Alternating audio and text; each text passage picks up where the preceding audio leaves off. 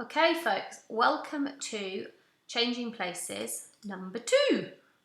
I haven't done a video on the researching your home place and St Paul's because that is best done kind of in lessons, face-to-face, virtually, whatever year you happen to be in, a COVID year or not.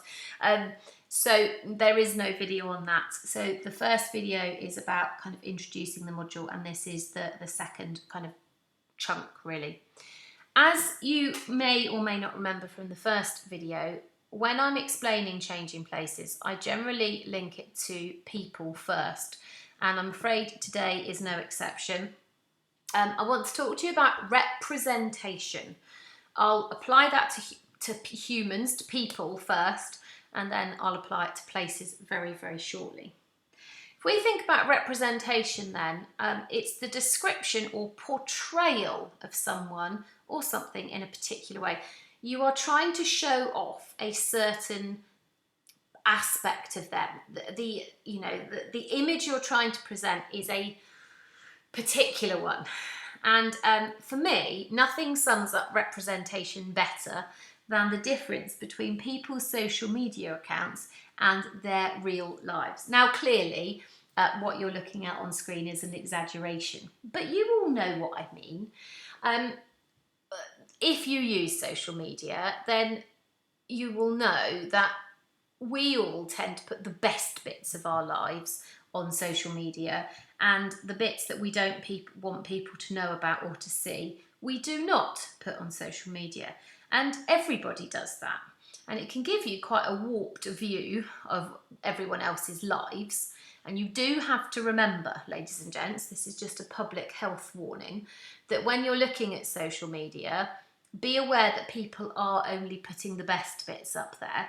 Their life is not necessarily better than yours. It's just you're seeing the social media version, okay? Be careful with your mental health when you're looking at stuff like this.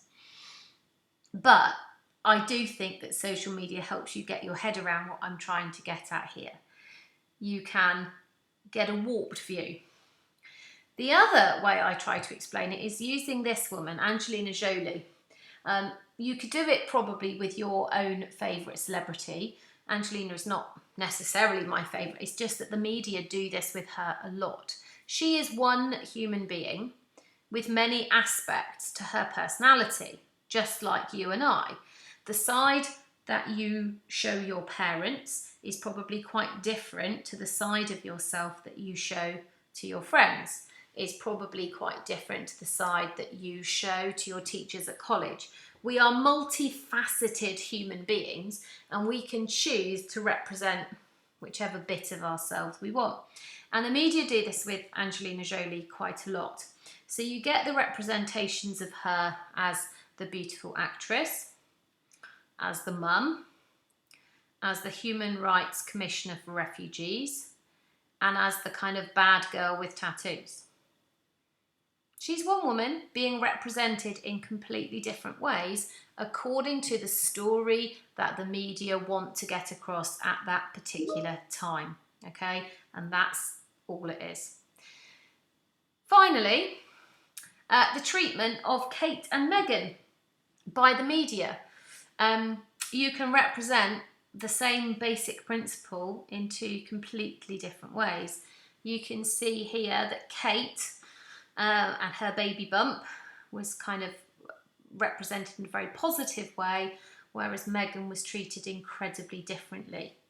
And that wasn't a one-off. Avocados, who knew how controversial they would be? So they're being represented in completely different ways according to what the media want you to think, okay? Right, places. You can do everything I've just mentioned for places as well. It works in exactly the same way. So places are described or portrayed in a particular way. You can see their good side, their bad side. You can see one aspect of them. You can see a different aspect in just the same way that we saw with the people that I was talking about. The representation is trying to communicate something to you. It's trying to give you a feeling, a positive feeling, a negative feeling, a good image, a bad image. That's the whole point of representation. It's trying to convey a message to you. Doesn't mean it's true. It does not mean it's true, and we do need to remember that. Sometimes you need to do this, but we'll get onto that a little bit later. And this is quite important, for your syllabus. Representations can be formal, the government, the council, the tourist board, official kind of ones, or they can be informal. It can be a blog, it could be an artwork, it could be just a website that somebody's created. So kind of think of those slightly as being official and unofficial. Everybody can represent their place. This is just a little introduction, then we'll get on to the real deal. London. 2 photographs of London giving you very different messages. So if I look at the picture on the left and I just kind of give you my gut feelings, I think crime, dangerous, police, nasty, scary, those kinds of words. If I look at the photograph on the right, I think crowd, royalty, fun, celebration. That's the same, well, it's not exactly the same place, but they're both London, and we're getting very different messages, okay? And that's what we mean by representation. You can see a completely different side of a place.